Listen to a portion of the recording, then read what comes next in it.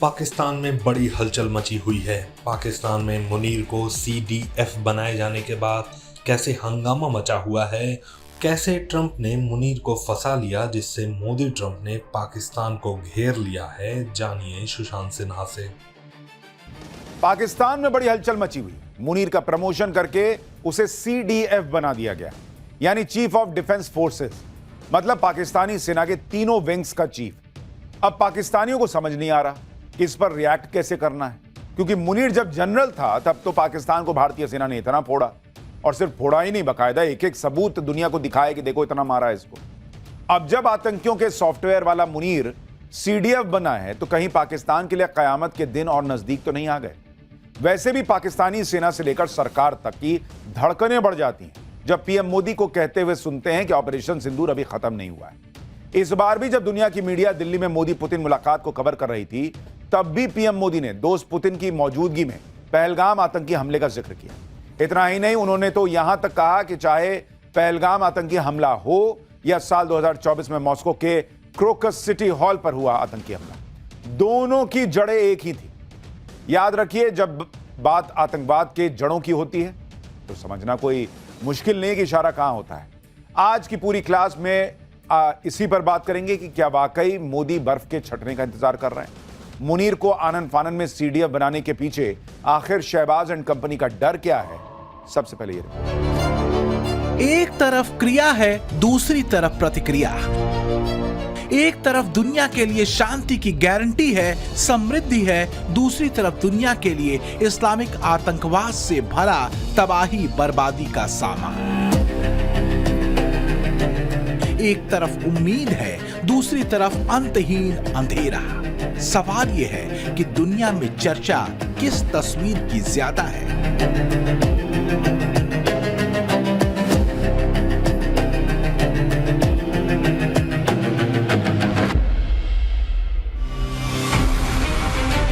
भारत और रूस की मित्रता और मोदी पुतिन की केमिस्ट्री क्या जियोपॉलिटिक्स को पूरी तरह से बदलने जा रही है? मोदी की विदेश नीति की सराहना और राष्ट्रहित को लेकर रत्ती भर भी समझौता न करने की चर्चा सिर्फ विदेशी मीडिया की सुर्खियां भर नहीं है, बल्कि दुश्मन देश पाकिस्तान भी आह और वाह कर रहा है।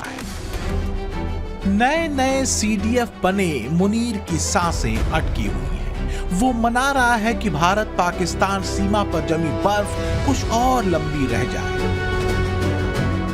उसे याद आने लगा है PM मोदी का वो बयान कि ऑपरेशन सिंदूर अभी खत्म नहीं हुआ है।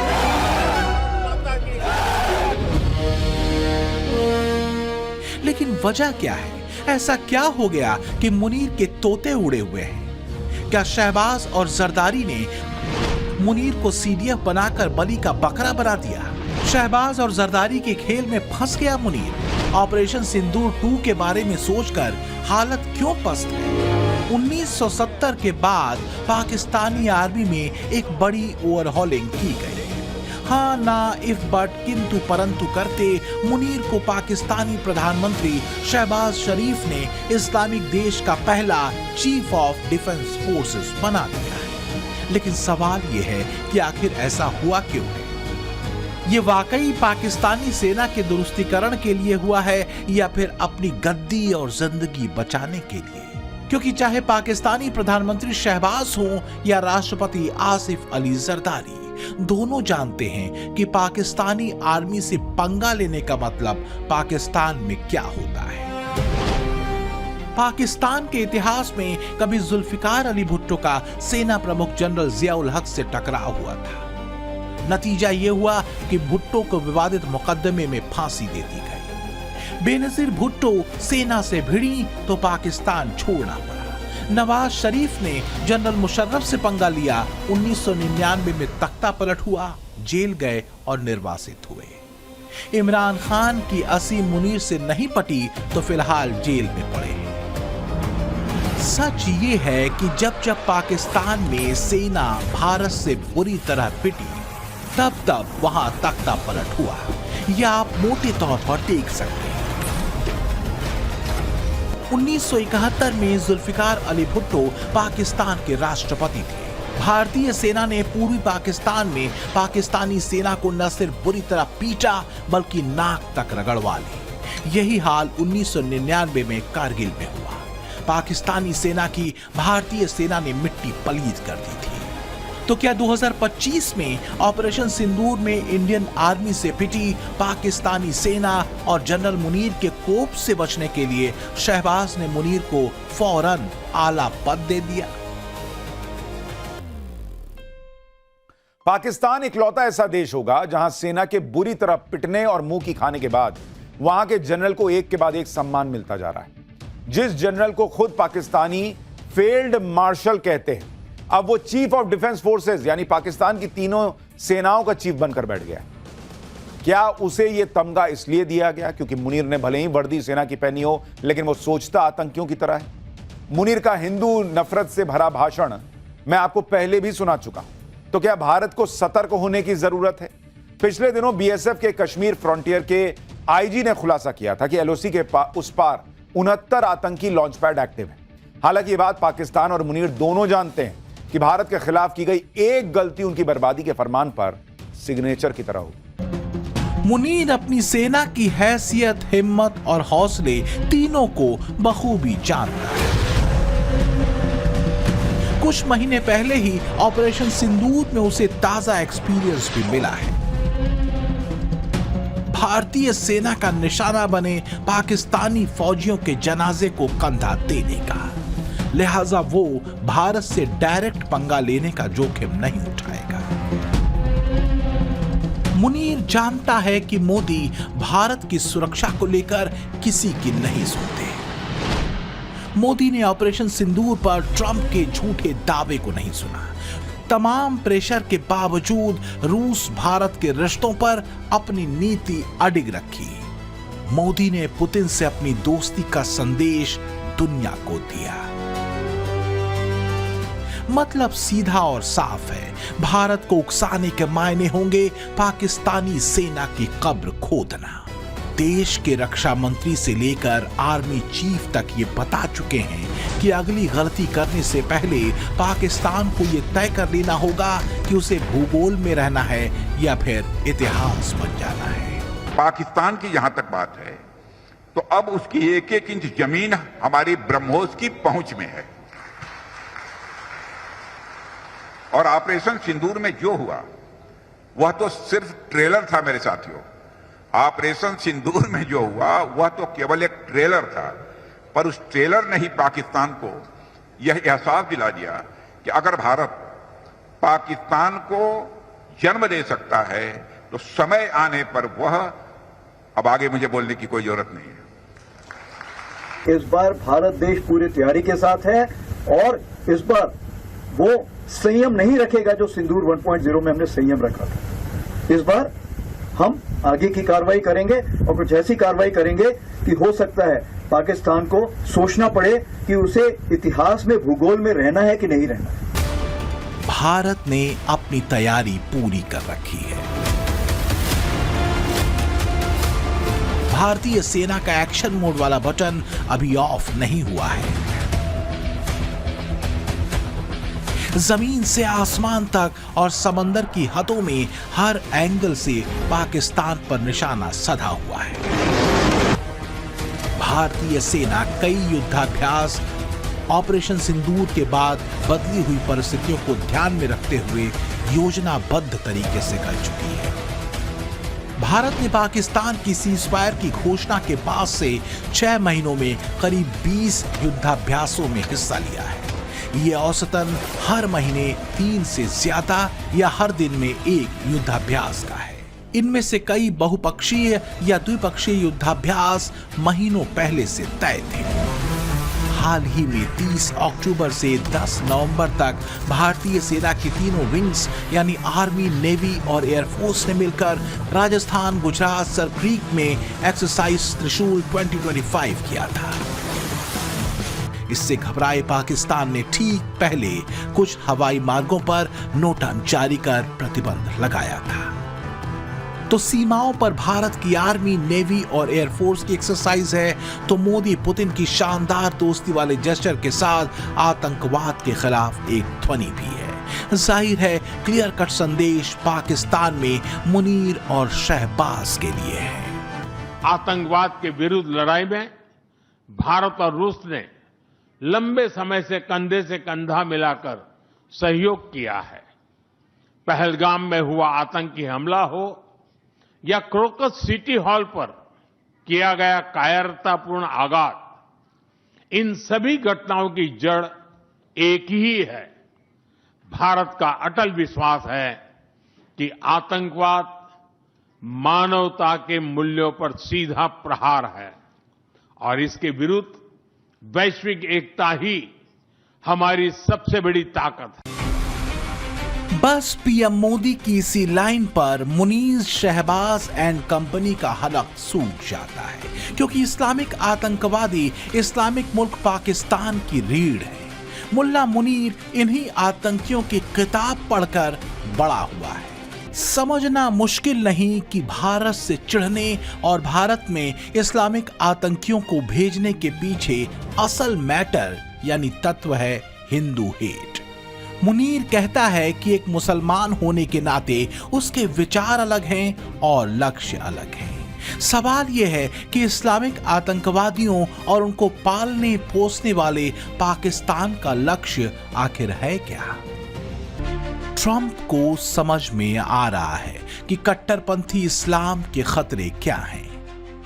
समझना मुश्किल नहीं कि पुतिन के साथ खड़े होकर पीएम मोदी जब कहते हैं कि पहलगाम या रूस के क्रोकस सिटी हॉल पर कायरतापूर्ण हमला इन सब की जड़ एक ही है, तो उनका इशारा किधर होता है? लेकिन आतंकवाद के खिलाफ जो सबसे बड़ी दिक्कत है वो है दोहरी नीति, दोहरा नजरिया। मोदी और पुतिन की जोड़ी पाकिस्तान को मिलकर फोड़ दे, इसका न्योता खुद पाकिस्तान दे रहा है। वहां मुनीर की शह पर आतंकी रैली कर रहे हैं। जैश के आतंकी वहां रैली करके धर्म के नाम पर लोगों को भड़काने में लगे हैं। मुनीर के सामने टाइम टफ है। अफगानिस्तान बॉर्डर पर पाकिस्तानी सेना पिट रही है। बलूच आर्मी आए दिन पाकिस्तानी सेना पर कहर बनकर टूट रही है। मुनीर के ट्रंप प्रेम के बाद चीन भी अब अपने हाथ खींच रहा है। सीपेक की वजह से पाकिस्तान पर चीन का बाहरी कर्ज अब करीब 30 अरब डॉलर तक पहुंच चुका है। ऊंची ब्याज दरों और विदेशी मुद्रा में लिए गए कर्ज ने पाकिस्तान की आर्थिक स्थिति पर भारी दबाव बढ़ा दिया है। कंगाली के दौर में खड़े पाकिस्तान में अलग ही खेल है। कर्ज, महंगाई, भुखमरी से अलग पाकिस्तान में खेल तू मुझे बचा ले मैं तुझे बचाऊं का चल रहा है। मुनीर के काहिलपन, कायरता और बुरी हार को शहबाज बचा रहे हैं और शहबाज की सत्ता मुनीर के रहमो करम पर चल रही है। पाकिस्तान में तो कई सैनिक अधिकारियों ने मुनीर के खिलाफ मोर्चा खोल रखा है।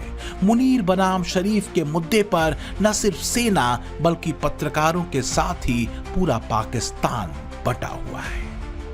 पाकिस्तान को कोई और नहीं डुबाएगा, खुद पाकिस्तानी हुक्मरां और उसकी सेना ही उसे डुबो देगी। पाकिस्तान के पूर्व प्रधानमंत्री इमरान खान को जेल में डालकर उन्हें बेतहाशा टॉर्चर करके मुनीर ने अपने खिलाफ बड़ा गुस्सा पाकिस्तानी अवाम में बो दिया है। वो कब फट पड़ेगा कहा नहीं जा सकता।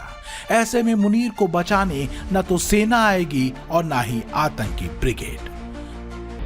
मुनीर बारूद के ढेर पर बैठा है। पाकिस्तानी अवाम मुनीर के बूटों तले लोकतंत्र को कुचलते हुए देख रही है। PM Modi Munir and company के पाप का घड़ा भरने का इंतजार कर रहे हैं। भारतीय सेना तैयार है। आतंकवाद के टूल के भरोसे भारत को निशाना बनाने की साजिश का हश्र क्या होगा, यह मुनीर बखूबी जानता है।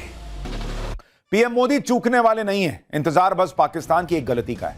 यह बात तो ट्रंप को भी समझ आ चुकी है। मोदी राष्ट्रहित और राष्ट्र सुरक्षा से समझौता करने वालों में से नहीं है। तमाम प्रेशर के बाद भी दिल्ली से दोस्ती, पुतिन की मौजूदगी में एक संकेत तो पीएम मोदी ने दुनिया को दे ही दिया। तो मुनीर जिसे अच्छे दिन समझ रहा है, कहीं बुरे दिन की आहट तो नहीं है, क्योंकि इस्लामिक आतंकवाद की जिस नफरती लाइन पर मुल्ला मुनीर की पूरी फिलॉसफी टिकी हुई है, उसी कट्टरपंथी इस्लाम को अमेरिका दुनिया के लिए खतरा बता रहा है। अमेरिकी विदेश मंत्री मार्को रूबियो ने तो दुनिया को चेतावनी देते हुए यहां तक कह दिया है कि रेडिकल इस्लाम सिर्फ अमेरिका के लिए नहीं, पूरी दुनिया के लिए खतरा बन चुका है। तो फिर ऐसी स्थिति में अमेरिका मुनीर पर कैसे भरोसा कर सकता है और कब तक कर सकता है? भाई ये बात तो किसी से छिपी नहीं है कि अमेरिका में 9/11 के आतंकी हमले की साजिश रचने वाला ओसामा बिन लादेन भी पाकिस्तान में रह रहा था। कुछ एक्सपर्ट तो यह भी कह रहे हैं कि ट्रंप दरअसल पाकिस्तान पर हाथ रखकर ईरान को सेट करने में लगे, मतलब कांटे से कांटा निकालने का जुगाड़। और यह इक्वेशन बहुत लंबा चलने वाला नहीं है, क्योंकि दोनों के बीच एक दूसरे पर भरोसा न करने की कई वजह। तो क्या पहले फील्ड मार्शल बनना, ट्रंप का मुनीर की सार्वजनिक प्रशंसा करना, शहबाज की तरफ से मुनीर को CDF बनाने का प्रस्ताव रखना और राष्ट्रपति जरदारी का इस प्रस्ताव को समर्थन देना, पास करना, क्या किसी गेम प्लान का हिस्सा है? ट्रंप हो या शहबाज या फिर जरदारी, क्या तीनों के लिए मुनीर जियोपॉलिटिक्स और इंटरनल पॉलिटिक्स की बिसात पर सिर्फ एक मोहरा भर है? अफगानिस्तान पाकिस्तान बॉर्डर पर पाकिस्तानी सेना के सीज फायर तोड़ने के बाद एक बार फिर तनाव बढ़ चुका है। दोनों देशों के बीच हुई गोलीबारी में स्पिन बोल्डक में बना फ्रेंडशिप गेट तबाह हो गया। अफगानिस्तान की तरफ से तालिबान लड़ाके तगड़ा जवाब पाकिस्तान को दे रहे हैं। चमन और स्पिन बोल्डक में भारी गोलीबारी से सैकड़ों परिवार घर छोड़कर भाग चुके हैं। काबुली वाला मानने को तैयार नहीं। तुर्की में पाकिस्तान के साथ कई राउंड की बातचीत के बाद भी अफगान की सरकार साफ कह चुकी है कि अगर पाकिस्तानी सेना ने बॉर्डर पर गड़बड़ी जारी रखी तो जवाब ऐसा मिलेगा कि पाकिस्तान टुकड़ों में बच जाएगा। तो मुनीर कहां फैला रायता समेटेंगे? रही बात भारत के खिलाफ किसी साजिश की, तो अगर ऐसा हुआ तो भारत कहां जाकर रुकेगा, इसका अंदाजा पाकिस्तान को भी नहीं। If we have to protect our interests, we will decide when and with whom and on what terms we will have peace. घाटी में जमी बर्फ को देखकर मुनीर और उसके आतंकी कारिंदों की आंखों में चमक आ जाती है, क्योंकि घाटी में अक्सर घुसपैठ इसी दौरान होती है। लेकिन भारतीय रक्षक चौकस है। खबर यह भी है कि नियंत्रण रेखा के उस पार आतंकियों के करीब 69 लॉन्च पैड एक्टिव हैं, जहां 100 से ज्यादा आतंकी घुसपैठ के इंतजार में हैं। भारत की सुरक्षा एजेंसियां इसे लेकर अलर्ट हैं। इस साल अब तक 4 घुसपैठ के प्रयासों में 8 आतंकवादियों को ढेर किया जा चुका है। पाकिस्तान का इलाज मोदी जानते हैं। भारत के खिलाफ साजिश रचकर और फिर ट्रंप की गोद में बैठकर भी मुनीर बच नहीं सकता। ट्रंप कब तक किसके साथ हैं ये तो उन्हें भी खुद नहीं मालूम। रही बात भारत की, तो उसने दुनिया को बता दिया है कि अपने हितों और सुरक्षा से वो समझौता करने वाला नहीं। जैसा कि पुतिन कह चुके हैं, ये 77 साल पहले का भारत नहीं, मोदी का भारत है। ब्यूरो रिपोर्ट, टाइम्स नाउ, नव भारत। पाठशाला की एक्स्ट्रा क्लास में अब नेक्स्ट चैप्टर। हिंद की तीनों सेनाएं ऐसे खास ड्रोन से लैस होने वाली हैं जिसे पाकिस्तान में टेस्ट किया जा चुका है। उसके बुजदिल सैनिकों को और पाकिस्तानी आतंकियों को जहन्नुम पहुंचाया जा चुका है। यह ड्रोन कौन सा है, क्यों पाकिस्तान के पसीने छूटते हैं, मोदी आखिर क्या करना चाह रहे हैं? भाई साहब, अगर आप ये सब जानेंगे सुनेंगे तो कहेंगे कि इंडिया तो ड्रोन वॉरफेयर का बॉस बनने जा रहा है, और फिर जंग के मैदान में ऐसे ड्रोन ही मिसाइलें छोड़ने से पहले सारा काम तमाम कर देंगे। ड्रोन को पाकिस्तान इसलिए भी हल्के में नहीं ले रहा क्योंकि रूस यूक्रेन का युद्ध अगर आज तक चल रहा है तो उसमें ड्रोन की बड़ी भूमिका है। अब ऐसी ही स्ट्रैटेजी पीएम मोदी की है। पूरी रिपोर्ट देखिए, तभी आप समझेंगे कि मोदी का ड्रोन प्लान किस लेवल का है और क्यों पाकिस्तान से लेकर चीन तक चर्चा चल रही है। आसिम मुनीर इस हथियार को कहीं भूले तो नहीं? शहबाज शरीफ, फिर से पहचान लो इस हवाई पावर को। ये वही ड्रोन है जिसने ऑपरेशन सिंदूर में ऐसी तबाही मचाई थी कि पाकिस्तान आज भी सपने में डरता है। इस हथियार से मचाई गई तबाही देखकर खौफनाक ख्याल आते हैं, मगर अब मोदी सरकार ने जो स्टेप उठाया है वो पाकिस्तान का सुकून छीनने वाला है, नींद उड़ाने वाला है, सुख चैन पर ग्रहण लगाने वाला है। एक तरह से कहें तो आतंकिस्तान में तांडव कराने की तैयारी हो रही है। फाइटर जेट और मिसाइलों के दौर में ड्रोन सबसे उपयोगी हथियार बनकर उभरे हैं। फ्यूचर वॉर की दिशा और दशा बदलने की क्षमता इन्हीं में है। दुनिया का हर एक देश ड्रोन की क्षमता को समझता है और पाकिस्तान जैसे पड़ोसी मुल्क पर इसका असर कैसे बनाना है, यह भारत पहले ही साबित कर चुका है। इस ड्रोन के जरिए चीन की हरकत को भी कंट्रोल किया जा रहा है। पिछले 4 सालों में ये लाइन ऑफ एक्चुअल कंट्रोल पर अचूक प्रहरी बना हुआ है। इसलिए हिंदुस्तान का ये नया ऐलान पाकिस्तान के साथ चीन को भी चढ़ा रहा है और हर एक स्टेप को फॉलो भी कर रहा है। हेरॉन मार्क 2 यही नाम है भारत के इस विध्वंसक ड्रोन का।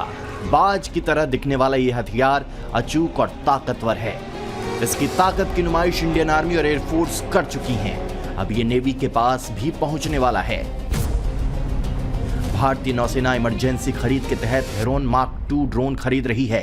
इसके लिए इजराइल की कंपनी IAI से समझौता होने की उम्मीद है। इन ड्रोन की संख्या कितनी होगी, कब तक आएंगे, इंडियन नेवी ने इसे लेकर कुछ भी डिस्क्लोज नहीं किया है, लेकिन ये कंफर्म कर दिया है कि हिंदुस्तान की रक्षा जरूरतों के हिसाब से इस ड्रोन की डील कई मायने में बहुत बड़ा कदम साबित हो सकती है। ये कई मोड्स में काम करता है। ऑटोनोमस मोड में मतलब इसको प्री प्रोग्राम कर सकते हो, और मैनुअल मोड में या कॉम्बिनेशन ऑफ बोथ। फिर अगर बाई चांस से अगर किसी भी मोड में काम कर रहा है, अगर दुश्मन कम्युनिकेशन कट कर देता है तो आमतौर पर ड्रोन जो है गिर जाता है या डिलेड हो जाता है। ये अगर in the event of communication being cut, तो ये ड्रोन अपने आप बेस पे वापस आ जाता है सेफ एंड साउंड। दूसरा, ये ड्रोन जो है 250 kg वेट ले जा सकता है, जिसमें आप बॉम्ब लगा सकते हो, रॉकेट लगा सकते हो, कैमरा लगा सकते हो, कई प्रकार के हर प्रकार के सेंसर लगा सकते हो। इजराइल से हेरॉन मार्क 2 ड्रोन आएगा, ये पाकिस्तान की पहली टेंशन है। और दूसरी तकलीफ इस बात की है कि हिंदुस्तान इस खास ड्रोन के निर्माण को लेकर भी बातचीत कर चुका है। प्लान ये भी है कि हेरॉन मार्क 2 ड्रोन को भारत में भी बनाया जाए, यानी मेक इन इंडिया के तहत निर्माण हो। इसके मैन्युफैक्चरिंग और टेक्नोलॉजी ट्रांसफर के लिए HAL को इन्वॉल्व किया जा सकता है। भारत का मकसद एकदम क्लियर है। अगर हेरॉन मार्क 2 ड्रोन भारत में बनाया जाएगा तो एक लंबे समय की जरूरतों को पूरा किया जा सकेगा, और फिर भारत के मेक इन इंडिया में एक नया हथियार भी जुड़ जाएगा। अगर इजरायली कंपनी इन शर्तों को मान लेती है तो इंपोर्ट और प्रोडक्शन को लेकर बेहद ही बड़ा फैसला हो सकता है। भारत भी यही चाहता है, लेकिन इजरायल की अपनी विशेष दलीलें हैं जिस पर फाइनल राउंड की चर्चा अब भी जारी है। हेरॉन MK2 एक साथ 490 किलोग्राम पेलोड ले जा सकता है। इसका अधिकतम टेक ऑफ वजन 1430 किलोग्राम है। 45 घंटे की नॉन स्टॉप उड़ान इसकी क्षमता है। इसमें अलग अलग तरह के सेंसर लगाए जा सकते हैं, जिनकी बदौलत खराब मौसम में भी काम करने की खासियत इसमें जुड़ जाती है। मीडियम एल्टीट्यूड लॉन्ग एंड्योरेंस वाले इस ड्रोन के कैमरे बाज की तरह तेज हैं। अपने बेस से उड़कर खुद ही मिशन पूरा करके बेस पर वापस लौटना हेरॉन मार्क 2 को लेकर भारतीय सेना के विश्वास को मजबूत बनाता है। आसमान से ही टारगेट को लॉक करके उसके सटीक पोजीशन आर्टिलरी यानी टैंक या इंफ्रारेड सीकर मिसाइल को दे सकता है, और फिर ड्रोन से मिले पास के बाद सटीक टारगेट करके हमला करना इजी हो जाता है। ये ड्रोन जो है 250 kg वेट ले जा सकता है, जिसमें आप बॉम्ब लगा सकते हो, रॉकेट लगा सकते हो, कैमरा लगा सकते हो, कई प्रकार के हर प्रकार के सेंसर लगा सकते हो, जिससे इलेक्ट्रॉनिक इंटेलिजेंस मिल सकता है आपको, कम्युनिकेशन इंटेलिजेंस मिल सकता है, सर्विलेंस के लिए, रिकॉनेसेंस के लिए, मतलब जिस प्रकार से इस्तेमाल करना चाहते हो। लेकिन as in total weight can not be more than 250 kg। फिर ये बहुत बड़े पैमाने पर ऑटोनोमस मोड में भी काम करता है, मैनुअल मोड में भी काम करता है। इसे वार्डन ऑफ द नॉर्थ भी कहा जाता है, यानी बॉर्डर का ऐसा प्रहरी जिसकी नजर से दुश्मन की कोई भी साजिश पनप नहीं सकती। 2021 में जब भारत और चीन के बीच तनाव हुआ था, तब इसे खरीदा गया था। उस दौरान भी इमरजेंसी के रूप में हेरॉन मार्क 2 को मंगाया गया था। शुरुआत में 4 यूनिट का ऑर्डर दिया गया था, 2 यूनिट वायुसेना को दी गई और 2 यूनिट थल सेना को। बाद में इसे पाकिस्तान से लगने वाले बॉर्डर पर भी मुस्तैद किया गया, और फिर ऑपरेशन सिंदूर के दौरान उस भरोसे पर मुहर लगा दी जिसकी कल्पना करके मोदी सरकार ने इजराइल से लंबा डिस्कशन किया था।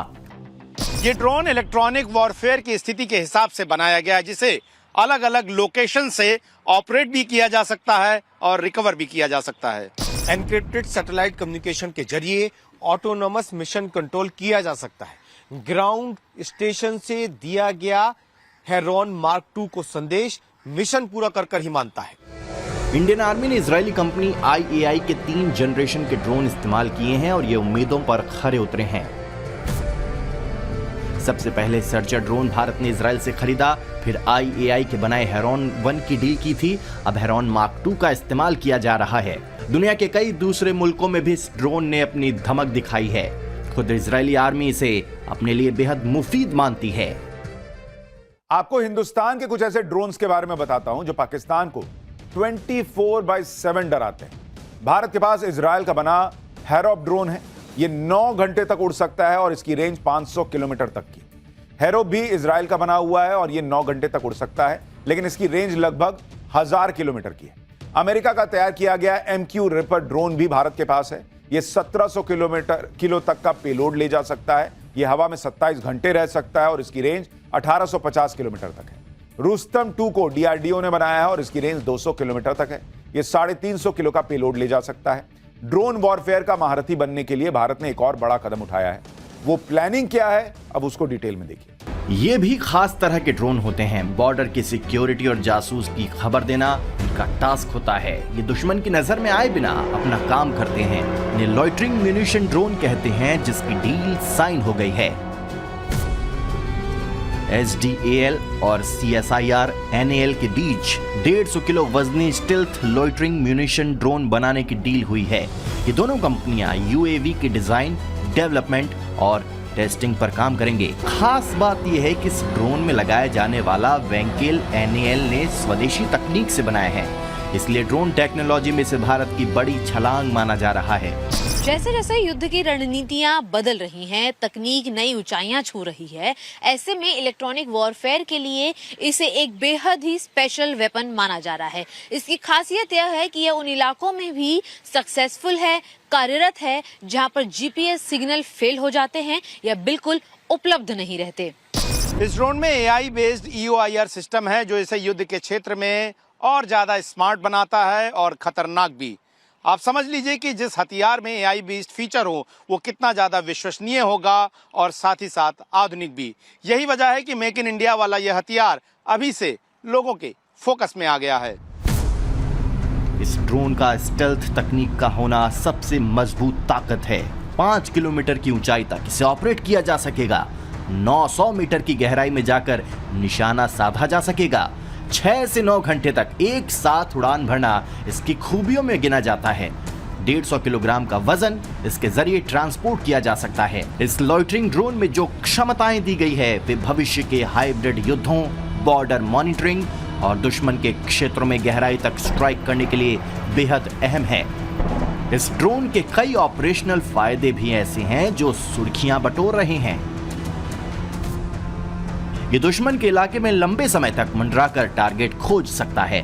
AI के आधार पर लक्ष्य की वास्तविक समय में पहचान इसके जरिए होती है। स्वदेशी पेलोड इसे किफायती और रणनीतिक रूप से सुरक्षित बनाते हैं। इसमें बेहद कम रडार सिग्नेचर हैं। ये मोदी ऐसे ड्रोन की काबिलियत को जानते हैं, इसलिए वो इन पर दांव भी खेलते हैं। साथियों, ड्रोन टेक्नोलॉजी को लेकर भारत में जो उत्साह देखने को मिल रहा है वो अद्भुत है। ये जो ऊर्जा नजर आ रही है वो भारत में ड्रोन सर्विस और ड्रोन आधारित इंडस्ट्री की लंबी छलांग का प्रतिबिंब है। देश और दुनिया की तमाम खबरों के लिए देखते रहिए टाइम्स नाउ भारत।